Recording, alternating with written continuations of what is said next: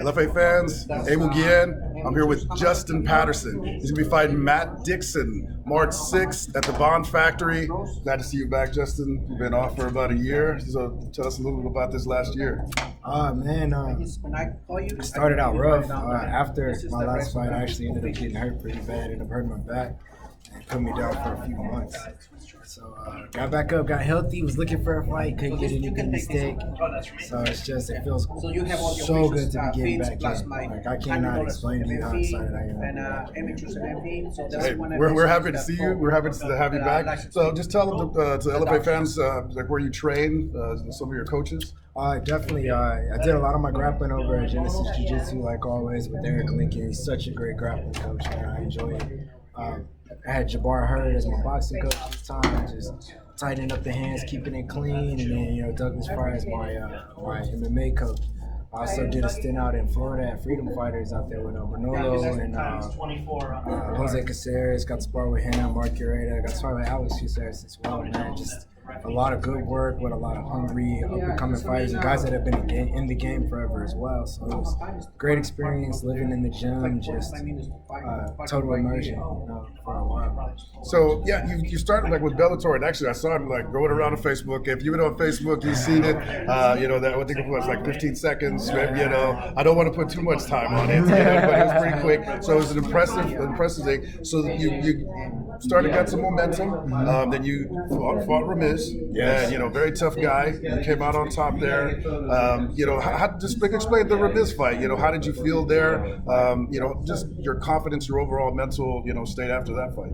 Oh man, I felt good. I finally felt like I was getting a lot of the training that I needed and a lot of the work that I was missing before going in. So my confidence was, high. Coming in feeling like I was ready. That's the same feeling I have coming into this one. It's just like I'm ready to go. It's not a discredit to my opponent or anything like that. It's just like, you're catching me at my best. Yeah. And I feel like that.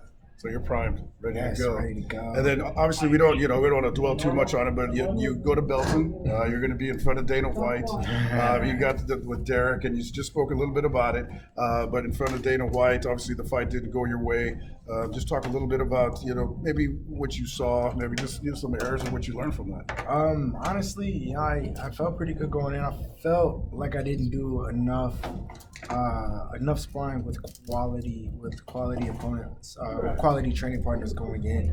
Just meaning a lot of sparring with inexperienced guys and things like that, so I can get away with things when I'm sparring with those guys that I can't when I'm sparring with higher level fighters. So have corrected those errors since then. I feel like that's helped me to establish my rhythm a lot quicker. Like I feel like in the Krantz fight, he was already rearing to go, and I was still trying to play catch up, and that's where my error was. It wasn't. I don't feel like I made any technical errors. I just felt like I wasn't there. I wasn't pushing when I should have been. Yeah, and then as far as like the injuries that you stated, just tell us, speak just a little bit about that. How have you healed from them? Definitely a lot of adjustments in my training program as far as stretching a lot more and taking more care of myself, taking actual rest time, like actual rest time in between training and things like that. So it's just overall taking better care of myself. Not training like a 20-year-old kid, but training like a 30-year-old man that wants to do this for 10 more years, Yeah. And I would honestly say that you didn't pick a light opponent. Now you have Matt Dixon. He's undefeated. Yeah, I know. That's what I was saying. You're jumping right back into the fire. He's 8-0, really strong. I'm looking forward to this fight because you guys both are really strong. I think we all know exactly what's going to come of this.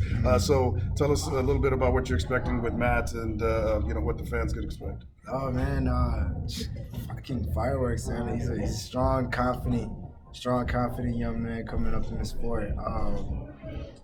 Brings a pretty complete package to the table, so I don't see anywhere where I have a super big advantage. The experience aspect of it and the fact that I have been in some wars. A lot of us we've gotten to see. Come through some wars, and that really changes your eye level in the cage, and that's where I feel like I do have the advantage. And I always want to give the fighters just anybody you want to thank, or anybody you want to just give a shout out to. No, I definitely want to give a big shout out to my wife. She's come through a lot for me in this year. Those fighters and those athletes that understand coming through an injury is a lot, and not just physically, but a lot of me coming through that was her keeping me focused and her getting me to the gym. My decision to go to Florida and train was her. She had bought my ticket as soon as I mentioned it, so it was just like, my coaches, Jabbar, Vic, Eric, Doug, all of you guys, love you. Manolo out in Florida, love you, man. Thank you. Dieter Navarro as well. Everybody out at Freedom Fighters, I can't name you all, but thank you so much for helping me through this camp. All my sponsors, namely Urban's Tattoo, Generation Therapies, Stretch Zone, all of you guys that's just rode with me this whole time. I mean, so many people. Hey, no worries, dude. No worries. We'll see you back again. We know that. March 6th, Justin Patterson. Come check him out at the Bond Factory or check it out on UFC Fight Pass. Let's go.